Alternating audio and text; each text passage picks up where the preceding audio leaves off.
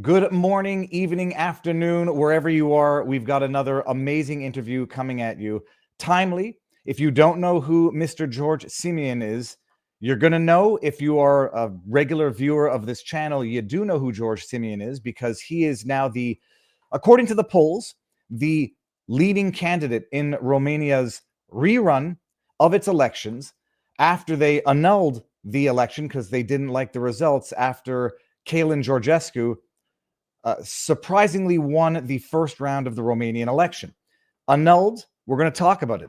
Constitutional courts, and I should put in constitutional in quotes and courts in quotes, came in and annulled the results. Not only did they annul them, they then disqualified Georgescu. George Simion ran in the first round. I think they got close to 14% of the vote. We'll get the details. And now that Georgescu has been, in my view, unlawfully, unconstitutionally, and undemocratically disqualified from the next round, it would seem that Georgescu's momentum and populist support has now been transferred to George Simion. And I've been doing a little homework on George. He's a very, very interesting individual, an amazing history, amazing experience. And we're going to get the world to get to know who he is. And he's going to explain what, in the ever-loving name of all things holy, is going on in Romania. So without further intro to that, we're going to bring in the man of the hour, George Nicolae Simion, the leading candidate to win the presidential election of Romania. Mr. Simion, may I call you George throughout this interview? Hi, David. Thanks for your invite. Yes, you can call me George. You can call me however you want. I'm very glad that you are interested in the ongoing coup d'etat that is happening in Romania. We need to spread the word out. We need to tell the international scene what is happening here in Romania, in a so-called democracy inside the country that is part of the European Union. It is mind-blowing, because when people first brought this to my attention, not that I'm not paying attention to Romanian politics, but I wasn't really paying attention to Romanian politics. And people come in and say, did you hear they just annulled the election in Romania? And I'm like, on what basis? And they say, on the basis of foreign interference, without any evidence, unsealed whatever documents to prove this. The current president is now basically unlawfully holding office. This is not only going to be about Georgescu, but I need you to explain this to the world. What is going on in Romania? This is supposedly a democracy, a member of the EU, a member of NATO, where they are willy-nilly eliminating and disqualifying the winner of a first-round presidential election because they obviously didn't like his populist message. Tell the world what is going on there. Well, we are run by some unelected EU bureaucrats in Brussels that are scared for their well-paid jobs. They're scared they are losing control, and the men that are staying behind them told them to do whatever it takes to keep control of the political power. So in many EU states, we will have this kind of manipulation, instrumentalization of the judicial system, interfering with the democratic process, with the elections. Like in Romania, we are just the testing polygon. We just saw what happened also in France yesterday with Marine Le Pen being banned for candidating in the next presidential elections in France, which actually are in 2027. But she has an executive order banning her from being a candidate, even if she will appeal the decision, and the decision is not final. So we are expecting the same thing also in Poland. They those who were claiming the rule of law will do anything it takes to keep to hold down to power. They annulled the elections, just as you said, David, because they didn't like Georgescu. They didn't like his stances. He would have been already for 5 months now the current president of Romania, but they used the constitutional court, who is made up of politicians, actually, not of real judges, to annul the elections without presenting any shred of evidence. Now we have repeated elections, even if he doesn't have his electoral rights banned, if even he is not indicted in any way.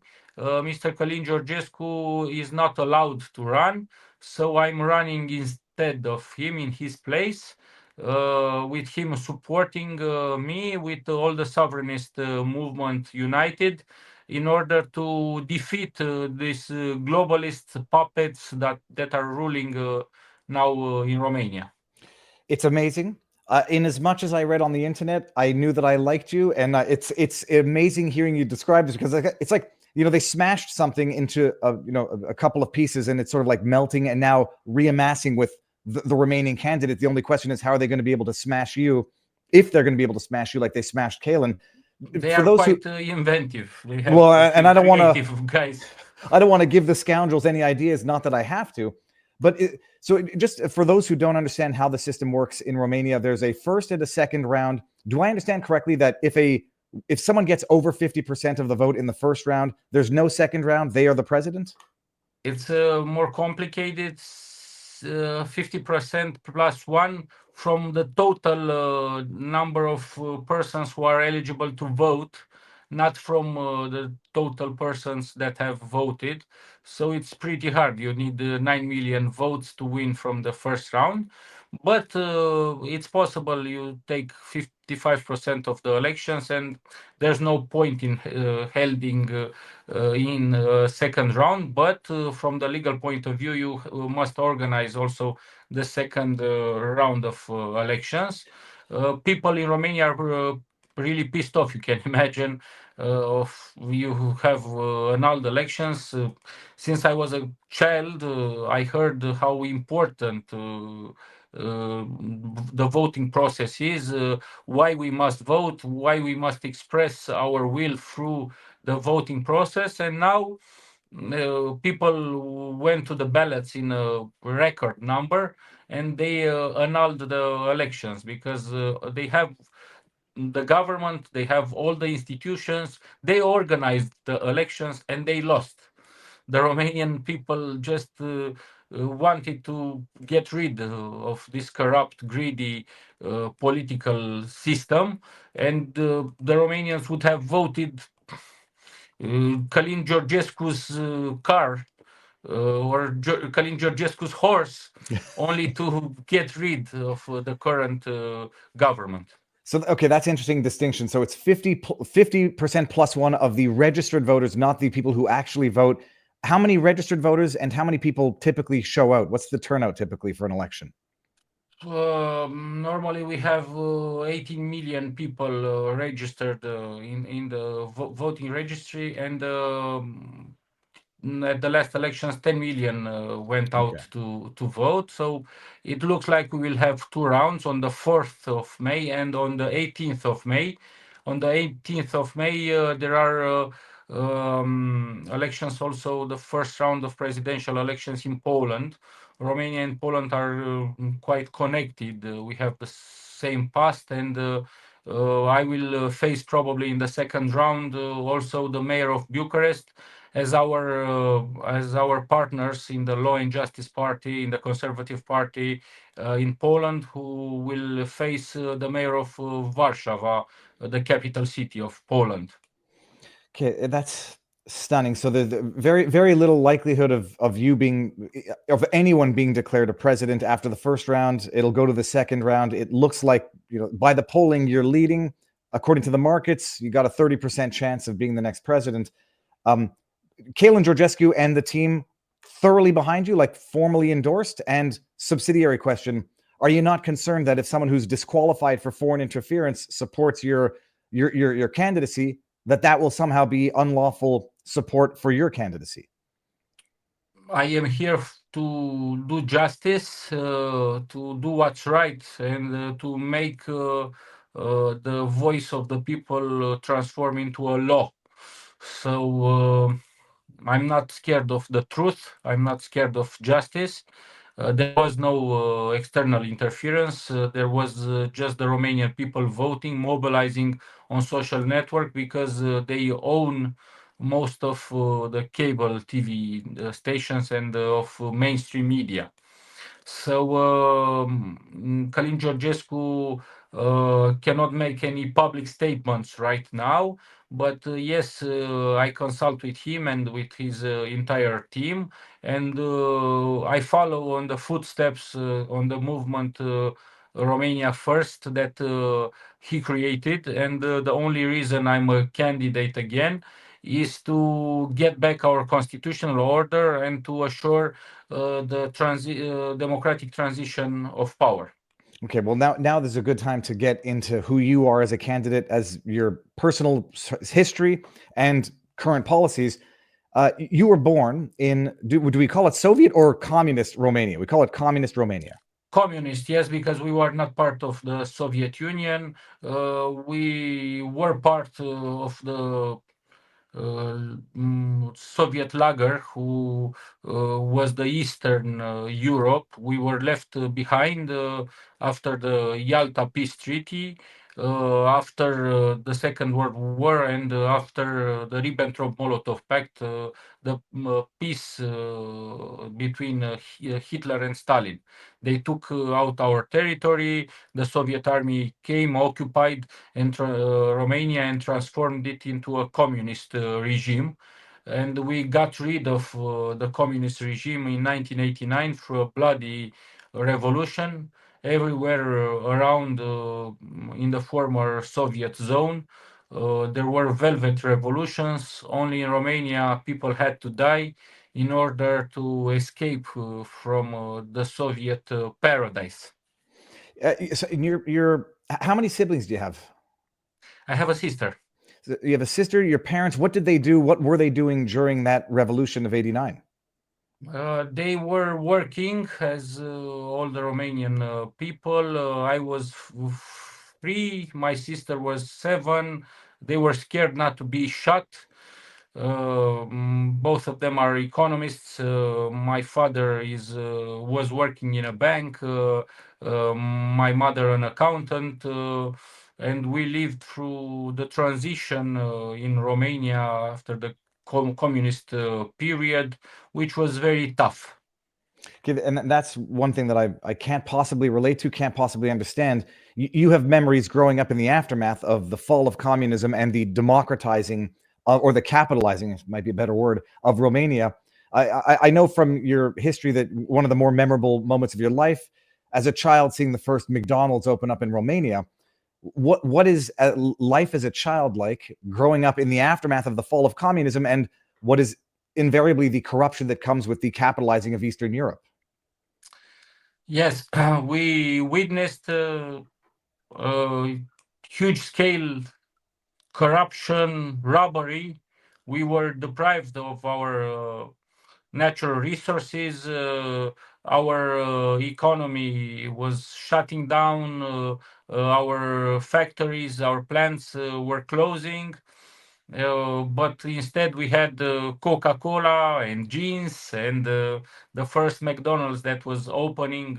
You mentioned it because I wrote it in my book that my family, even if we were middle class, living in the capital in Bucharest, when McDonald's opened, we had to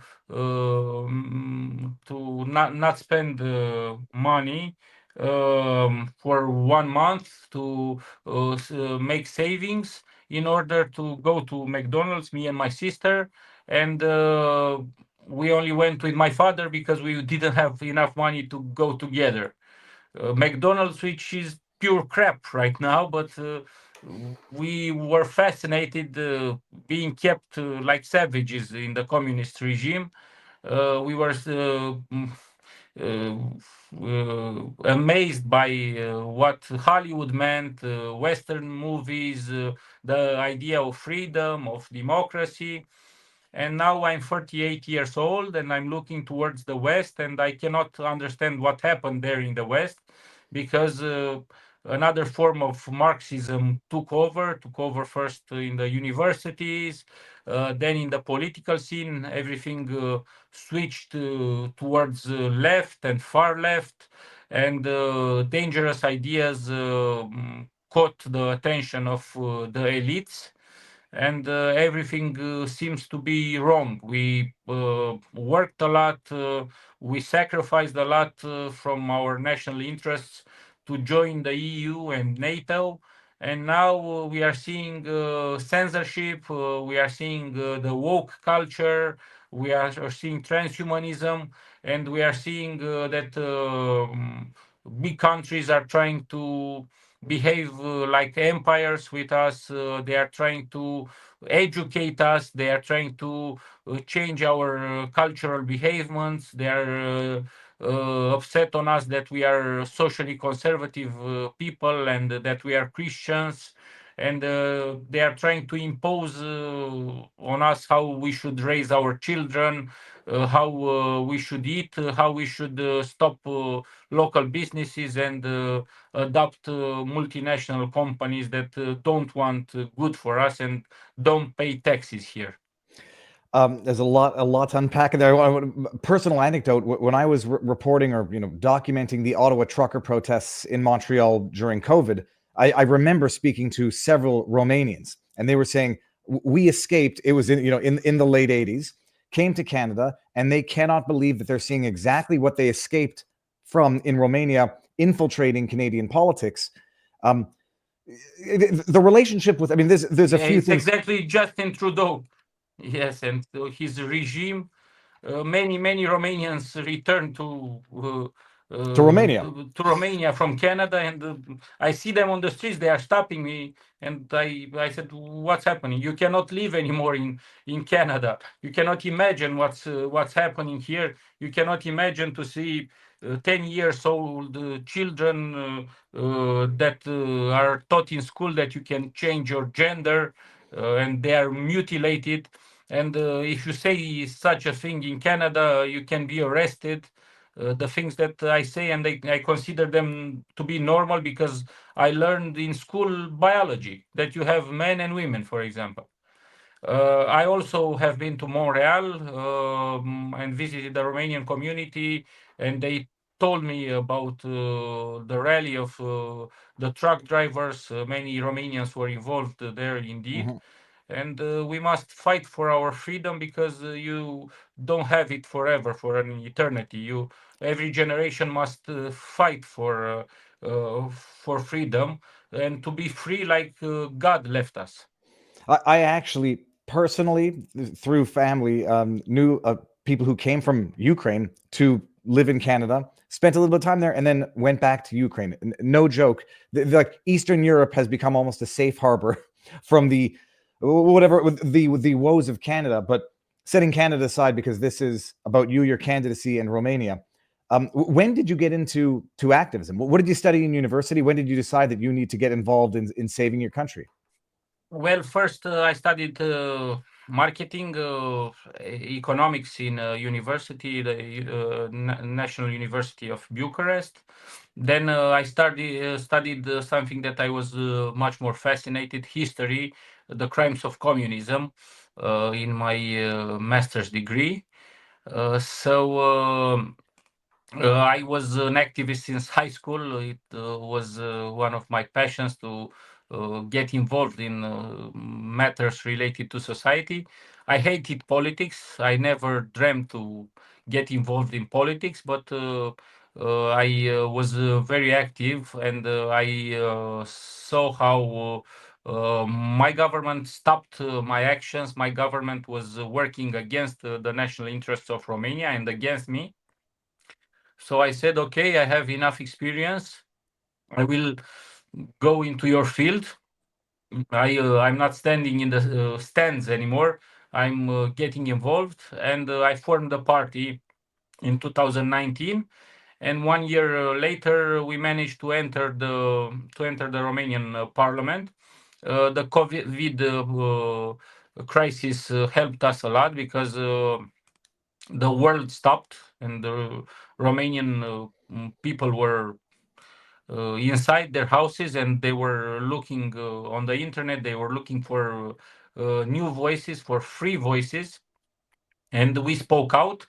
And this is how, without being on mainstream media, we entered the parliament, passing the threshold, who was 5% of the total votes, but we didn't have 5% of the votes. We had 10% of the votes That back then is in 2020. after 1 year of being a Romanian political party.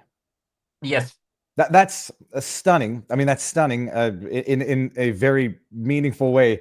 Had that ever been done before in the history of Romania? A new party within a year getting 10% of the vote? it was a big surprise, but us Romanians and us Eastern Europeans still have many surprises to deliver. This is what happened also in 2024 elections, and hopefully this is what we will do also in May's elections. AUR is your political party. It's the Association for the Unification of Romania, or Romanians. Can you explain what the name means for those who might not even understand what is being unified in Romania? From the total of 18 to 20 million citizens, we have 6 million that are working abroad, fewer in the Canada and the United States, but the vast majority in Western European countries. So we are thinking to be united, the Alliance of the Union of Romanians, to be united spiritually, to unite all the Romanians that have the same language, that have the same heritage.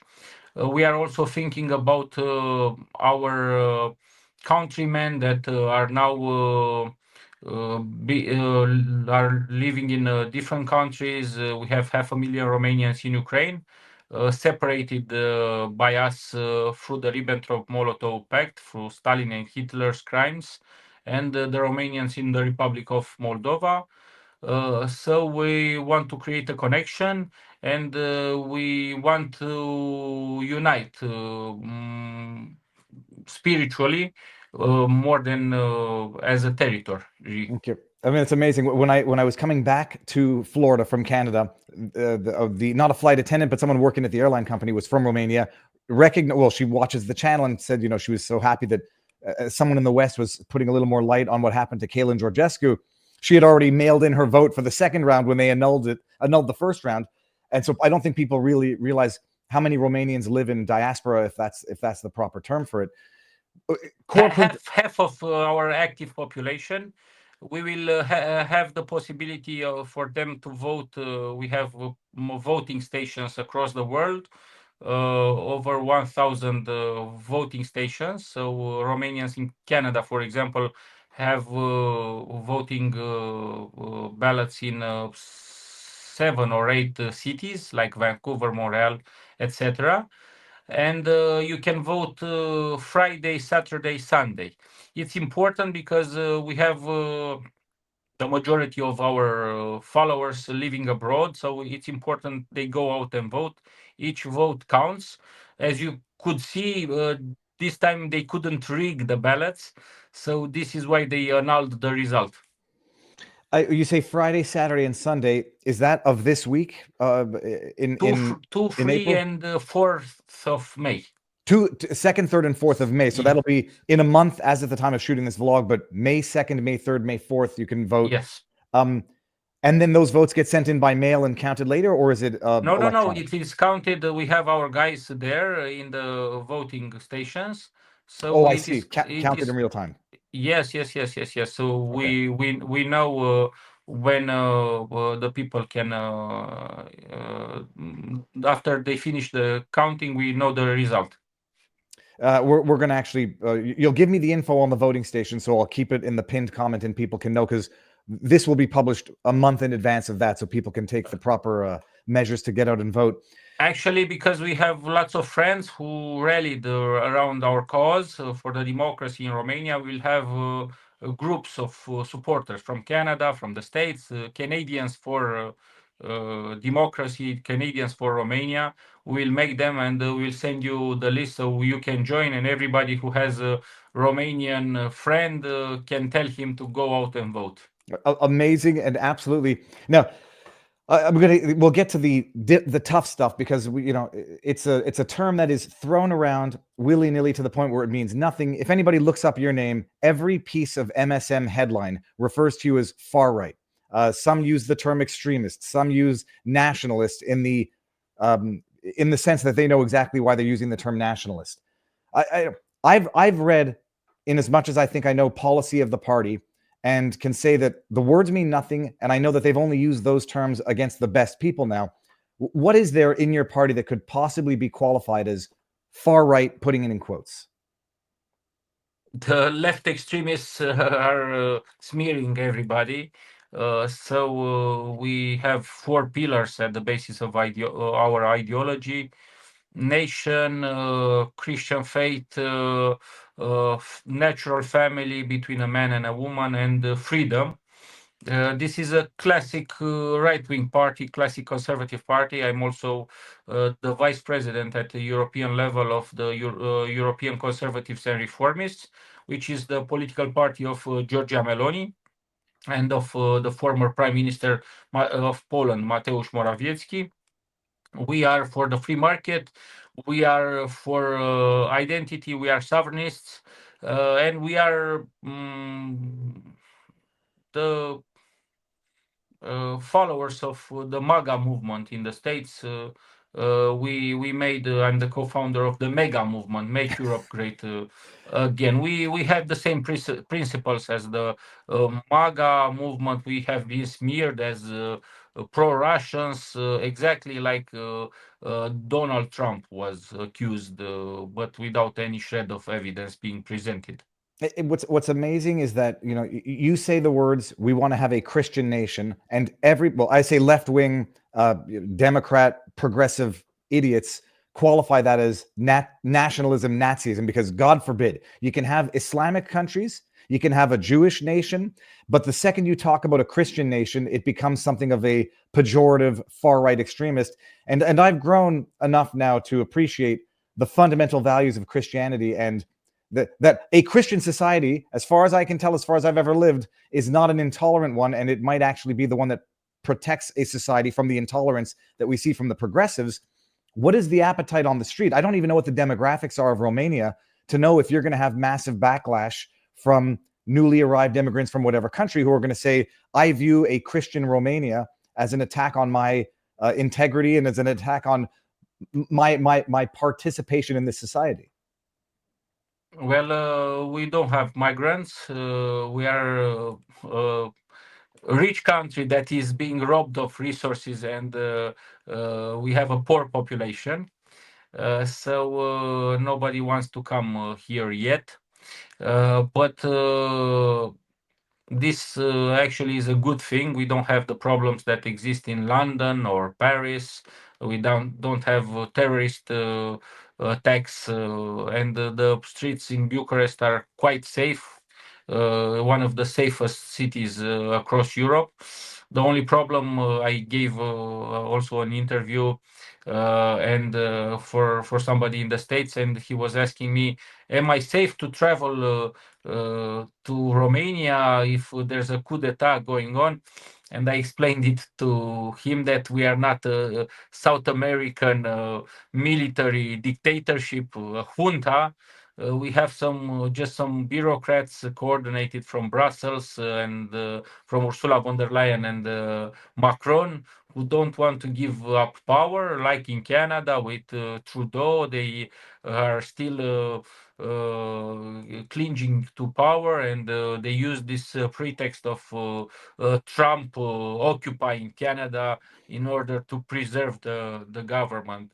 We are for the will of the people, and yes, the momentum is with us right now. We have a majority of the Romanians that are supporting us on the social media, on rallies, on demonstrations. The only thing we need is to have fair and free elections. No, and to have those fair and free elections to be respected by the constitutional courts, because they'll stop at nothing. And I don't know. It's like nobody can live a clean enough life to withstand the lawfare.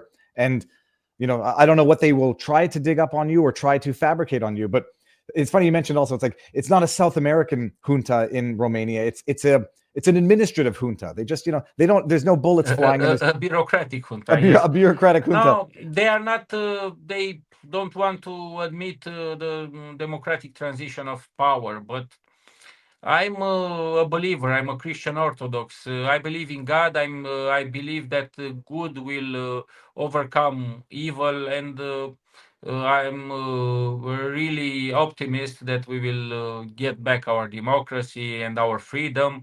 And uh, I will fight until the end. I'm a fighter, and I will fight for my country and fight for the right to say and speak out the truth. You said something interesting, and I'm putting two and two together now, that the migrants, Syrian back in 2015, whichever now, didn't go to Romania because it was a poor country. I guess they weren't getting the social welfare that they get in France and Germany. France, Germany, England. Those are the three big ones that have, some might say, taken in illegal or migrants. Others might say have been taken over by migrants. Poland didn't have the same welcoming policy.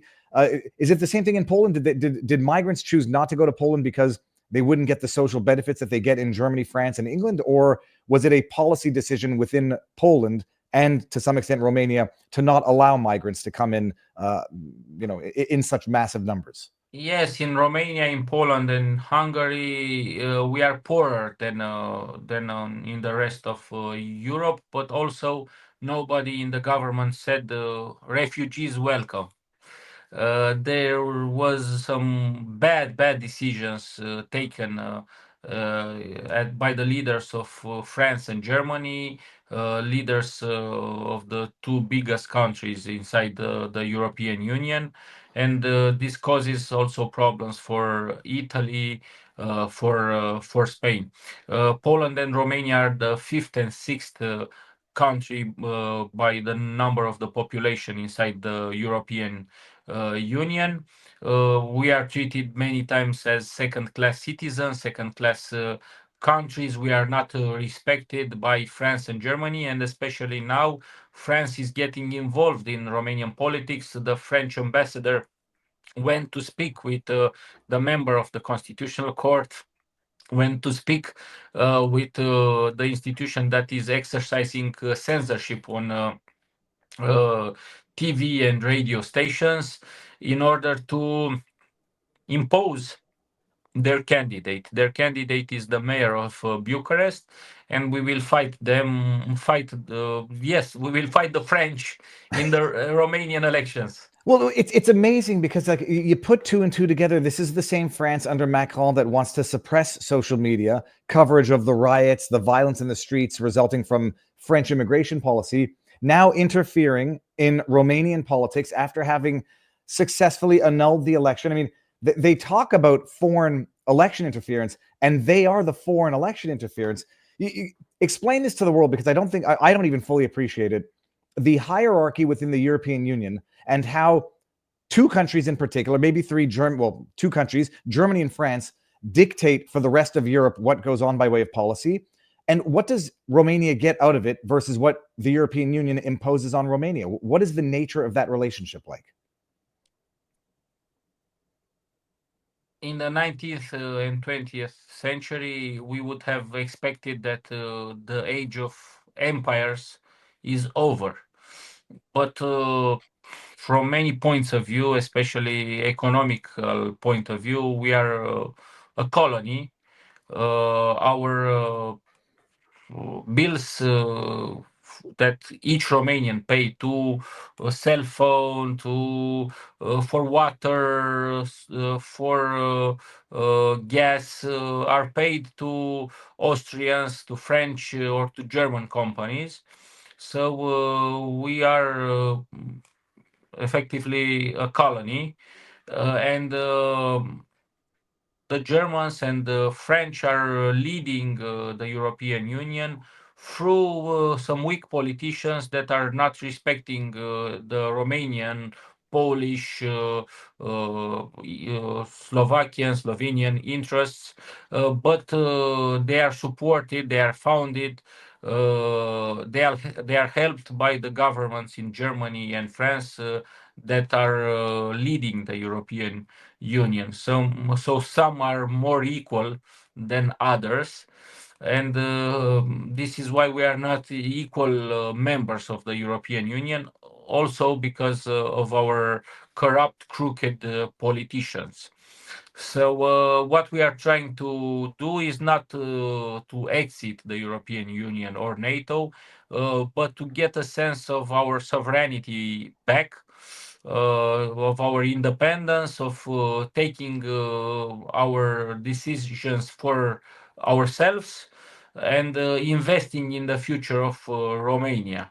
This Uh, is why they are scared of us, because we are a sovereignist, patriotic movement, and they want puppets, easy to control. but how do you do that without removing yourselves or voting yourselves out of the European Union? We are not obliged to respect any order, any law that comes from the European Union. We are an equal member and we have the veto right. They are trying to annul the veto right, which Viktor Orban practices, for Mhm. example, in Hungary. So under the current treaties, we are well respected, and the European Union, in our opinion, should remain a union of sovereign states, and should be just a common economic market. Let me ask you. I don't even know if I should tell you what I think about this before I ask you the question, but I'll ask the question anyhow. In the what I consider to be smears of far right wing extremism, it's off the AU. The AUR's position on teaching about the Holocaust is often cited as the number one reason for which the party's written off as far right. My understanding is that you don't believe that the Jewish Holocaust should be a standalone course of history, but rather should be an integral part of the global historical analysis of World War II. Whereas other people say, if you don't specifically emphasize the uniqueness of that atrocity, it's somehow minimizing that atrocity. What is the AUR's position on teaching about the Holocaust in a Europe that I think is sort of still trying to make amends for what happened during World War II? We are in favor of studying about major atrocities that happen in the world, and Holocaust is one of the most important, if not the most important thing that happened. Horrible, horrible crime of history made by the Nazi and its allies. It was a thing they clinched into, that we said, let's do it in the Romanian history class, because we have less and less hours in our high schools for the Romanian class. So of course we should learn also about Holocaust. We have good relations with Israel, with Likud, and with the Netanyahu government, so we don't have a problem. Many tried to label us as anti-Semites, as pro-Russians, as extremists, or as neo-Nazis, etc., etc., just like in the case of Donald Trump. And I'll take my 2 cents for what it's worth. I think total transparency. I'm very much understanding of the argument that when you dedicate and emphasize a class to the Jewish Holocaust, but also don't pay as much attention to or even acknowledge the Armenian Holocaust, that stokes a divide in a society. I grew up in the explanation given to me is, why do we learn so much about the Holocaust? Well, it's a singularly unique atrocity, genocide. I'm like, okay, then teach about the Armenian genocide, teach about the Rwandan genocide, and to not do so almost seems to be predicated on some form of racist ideology that, like, oh, the Rwandan genocide was somehow less atrocious because the Rwandan society weren't the German society. I don't know what the It's hard to compare genocide. horrible things that happened In history, we can think about the crimes committed by communists, like in places like Cambodia. I learned from my Paraguayan friends about the genocide they suffered. 85% of the male population were killed by Paraguay's neighbors. So there are horrible stuff that happened in history. I agree we should learn our history and what happened in our territories, and to understand that this should never happen again, and we should not exaggerate some things because it can backfire on us. And also we shouldn't ever revert to dictatorships or to authoritarian regimes, because this is the result. So I'm signaling to the international public opinion that the key is to preserve transparency, to preserve dialogue, in order not to get to such moments in time that we will have dictatorships. Canceling an elections is very dangerous, and it can lead to dictatorship. This is why I prefer to remain a Democrat and to choose free elections, whether I like the results or not. Well, I mean, the thing is this: I don't even know how you can have free elections after the free elections were annulled. It looks like you have a country being held hostage by the European Union globalist powers strictly because of your political views on where Romania should fit within the EU and within NATO, which is the next thorny question. I've noticed a correlation, not in accuracy of the accusations, but anybody who's anti, or let's say not anti-NATO, but critical of NATO, questioning Romania's part or a country's part in NATO, gets called the far right, whatever you want to call it. What would be your policy? What would be your perspective on Romania's role within NATO or its place within NATO should you get elected?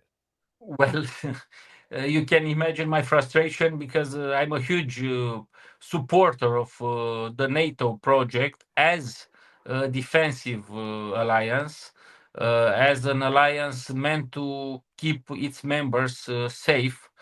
So I'm not at all unhappy with American and even better NATO bases in Romania, because it provides security for us, especially in the last 45 years the Romanian army was destroyed, and in order to maintain a country safe, you need a strong army and strong military alliances. So imagine my frustration that I'm being labeled as far something, because in this moment we are the most pro transatlantic party in Romania, and at European level, because we are the ones that follow on the footsteps of Trump administration, and we want a NATO led by the Trump administration, because without it, the alternative would be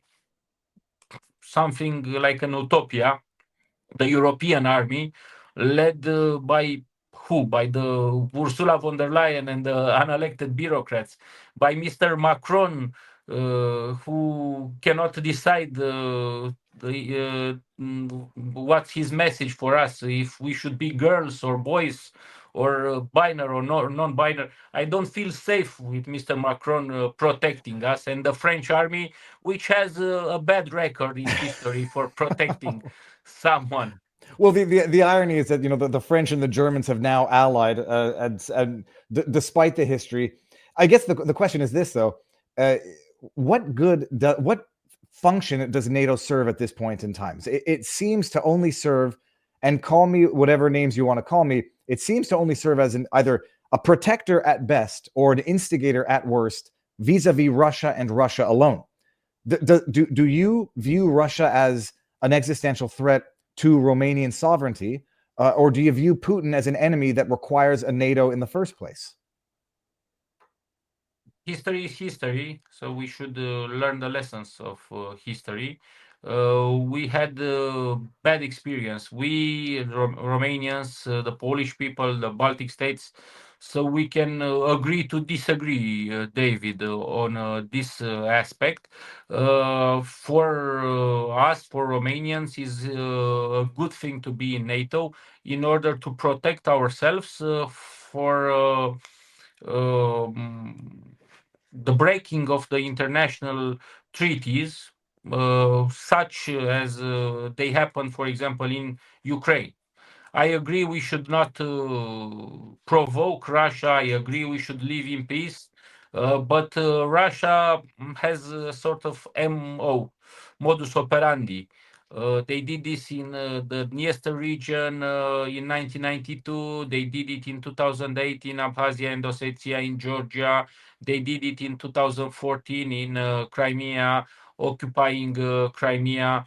So I can relate, I can understand the drama Ukraine is passing right now.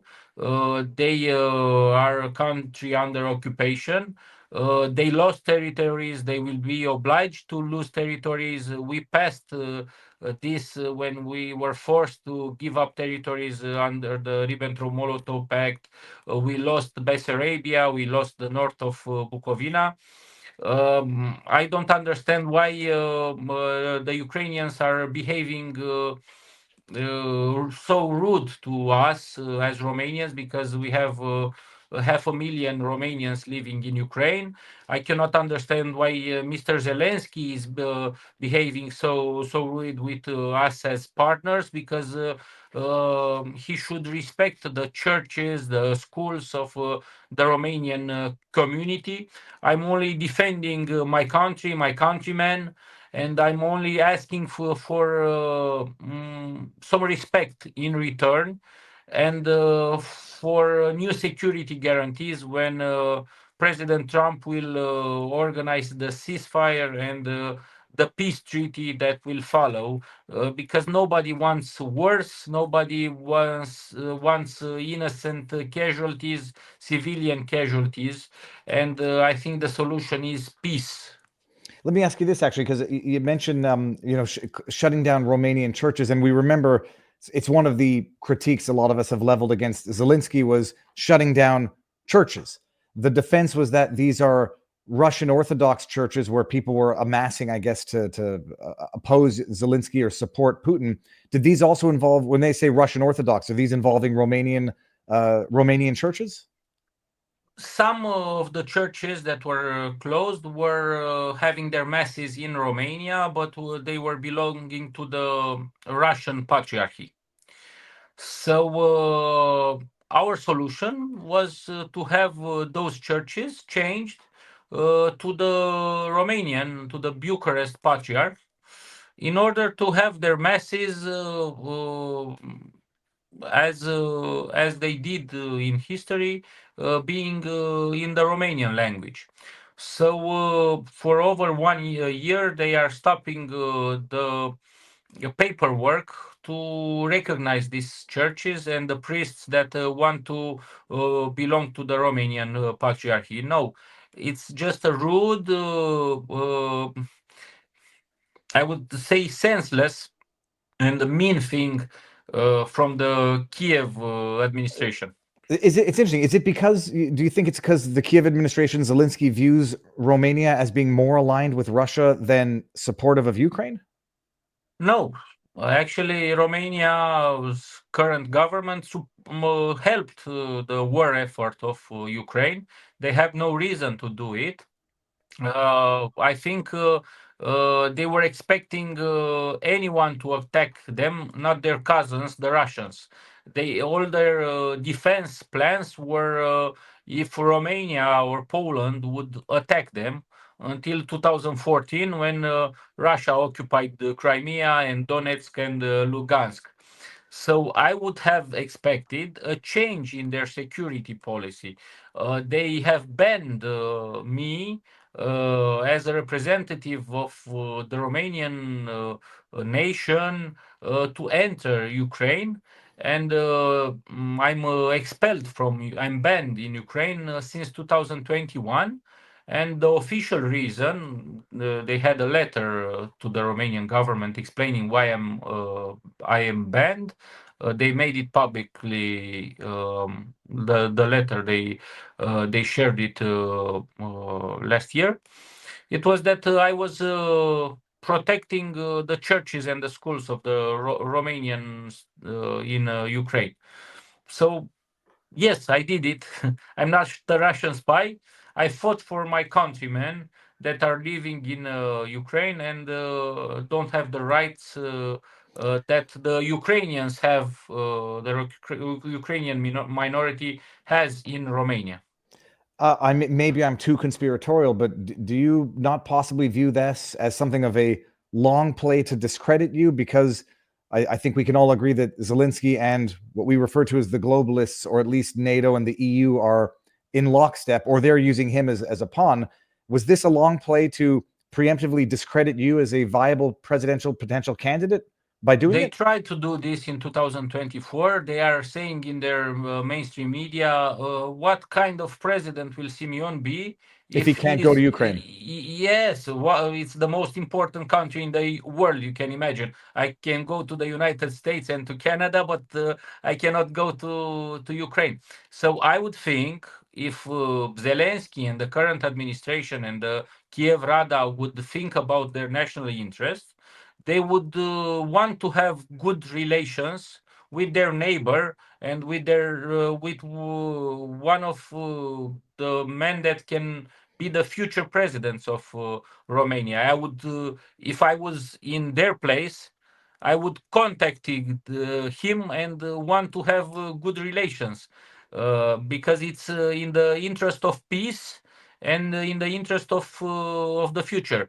I would for sure accept to stay in the same table and to find a solution for the half a million Romanians that are living in Ukraine and for the all the citizens of Ukraine because I sympathetic to them and I took in my house in the first week of the war people that has have Ukrainian citizenship.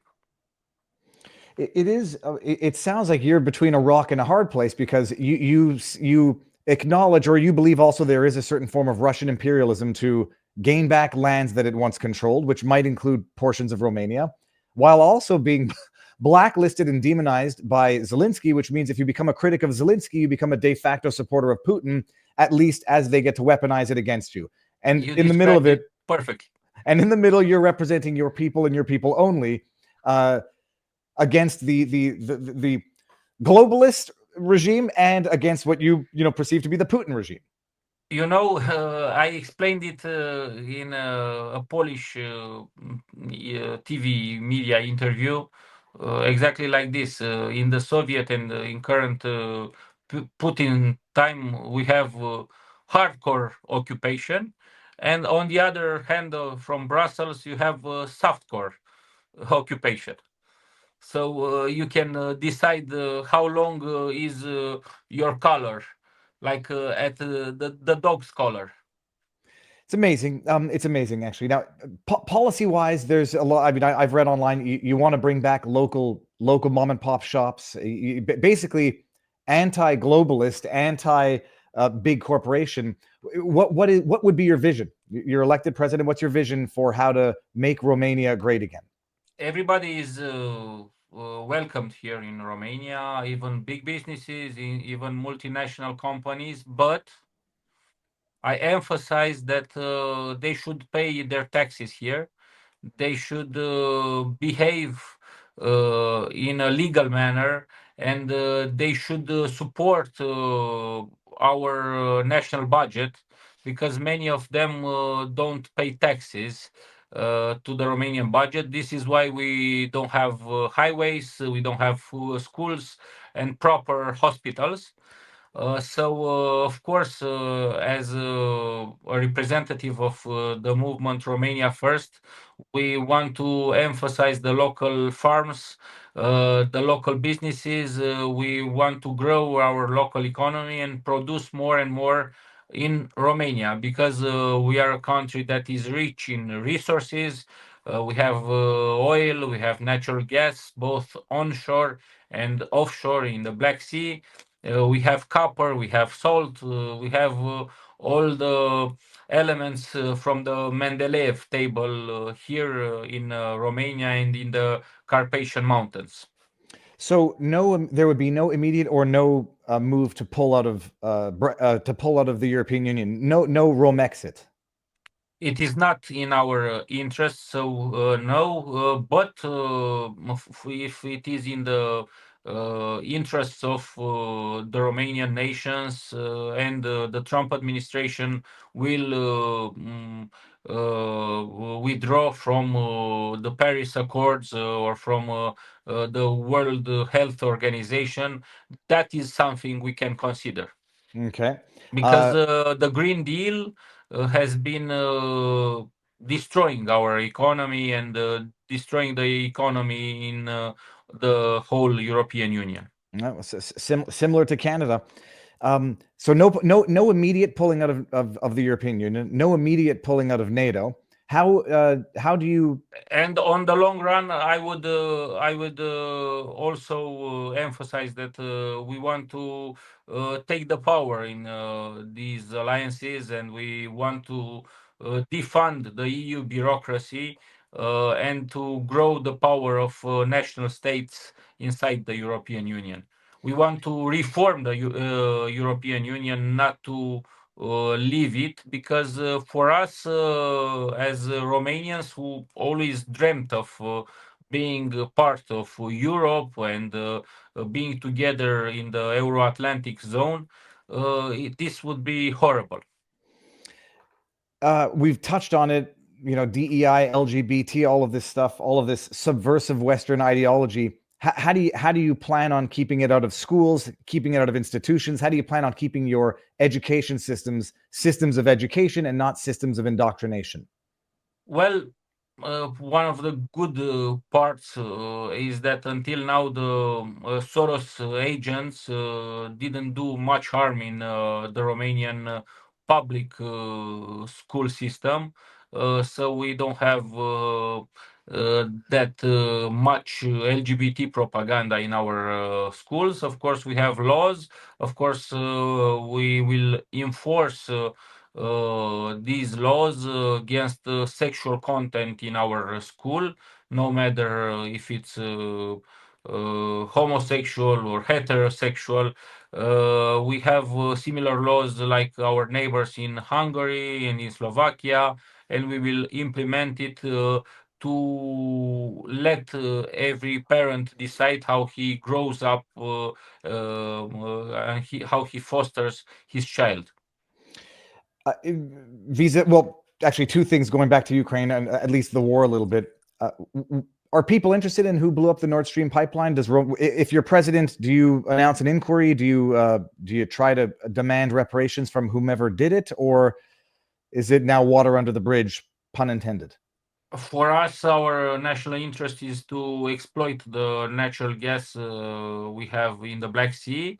For us, the most important thing is to call upon our institutions to say publicly what was our contribution to the war effort, because nobody knows that Romania contributed quite large sums of money to the war effort, and we paid lots of guns, lots of armament to Ukraine.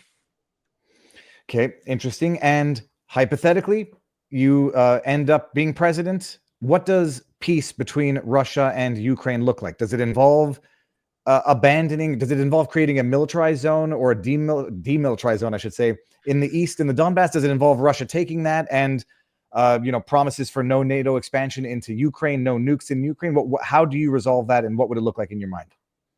Uh, David, it's quite complicated to ask for the Ukrainians who had a peace agreement and abandoned their nuclear power in '94 or '95 in Budapest Peace Agreement and Budapest Accords, to ask to give up their territory. It's not a question, and we are not in the position to imagine the peace process. We are not a part of it, but President Trump is, and we would like, after the peace is settled and a border is on the table, that the peace lasts 40, 50 years and comes with new security guarantees, so that this doesn't happen in the future, in the next 40, 50 years. Tough question, and I don't mean to put you on the spot. As part of any settlement or as part of a precursor to any settlement, do you insist that Ukraine and Zelensky hold new presidential elections? In a democracy, every country should hold transparent, free, fair elections. This is what we want for Romania. This is what we should have in all the countries. So of course, after the peace agreement is made in Ukraine, elections must be organized as soon as possible. What I'm getting a bunch of banger questions that I want to make sure not to leave out before we end. Marine Le Pen, hypothetically, you're president within a month or two. What do you do about the situation in France? What can Romania do as part of the situation in France, other than, I don't know, make a public verbal stink about it? I will take my place in the European Council. Viktor Orban, Robert Fico, Giorgia Meloni, Petr Fiala will not be alone there.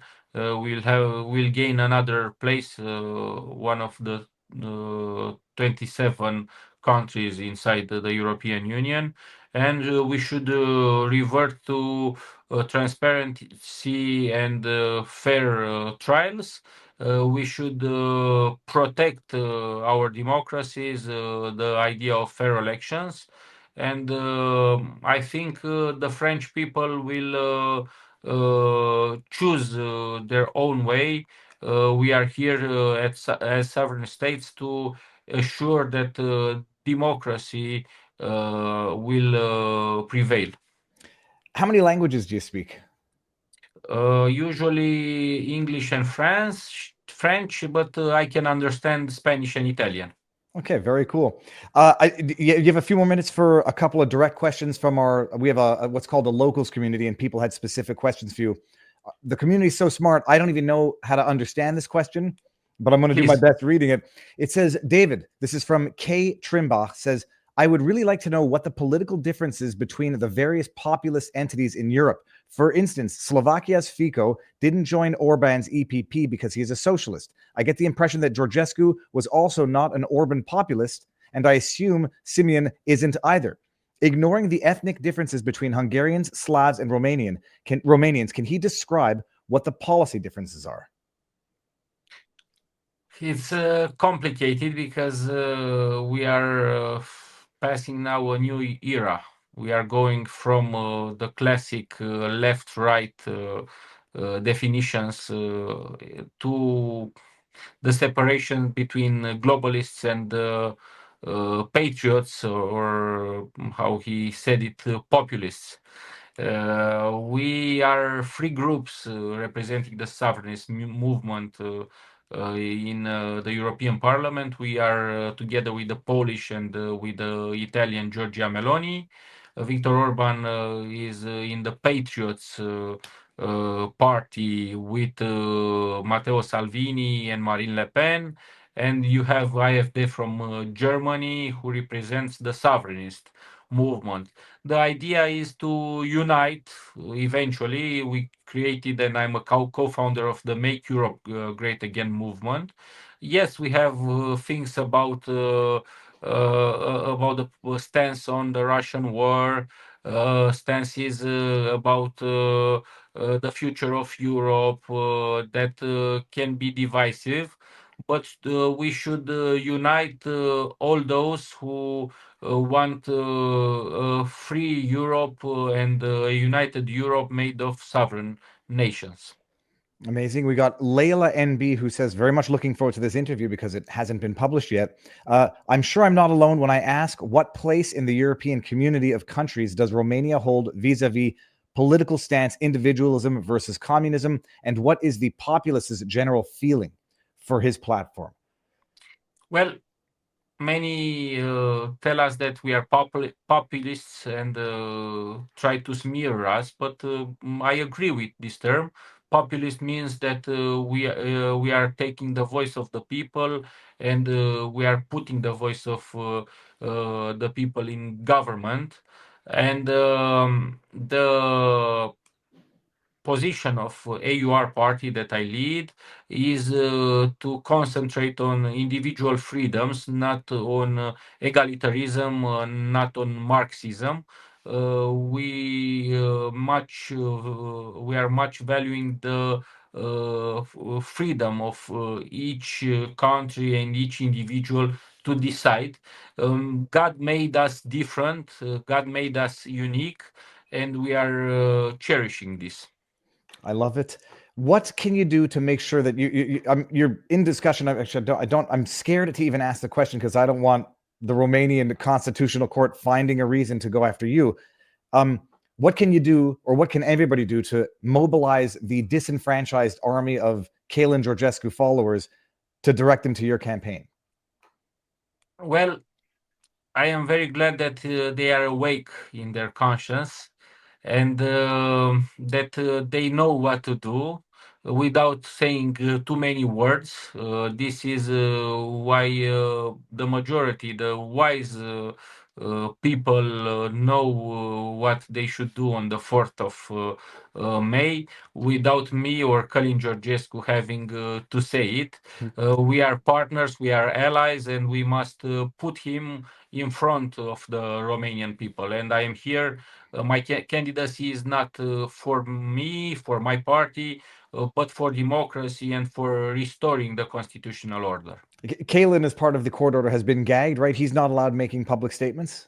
Not so much, yes, but he will be by my side in all this period.